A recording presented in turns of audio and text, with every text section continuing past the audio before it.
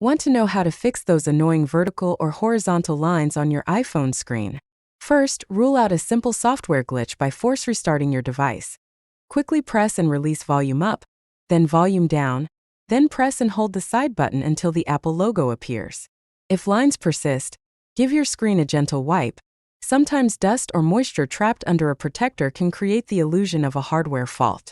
If cleaning doesn't help and your phone has taken a tumble or a splash, try gently pressing around the edges to reseat the LCD cables against the logic board.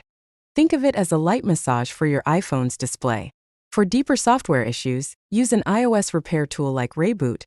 Install it on your computer, connect your iPhone, choose standard repair to avoid data loss, and let it download and install fresh firmware.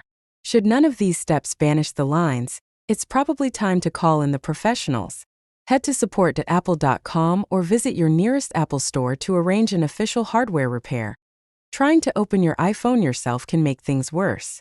That's it: 5 ways to tackle screen lines, from quick restarts to professional fixes.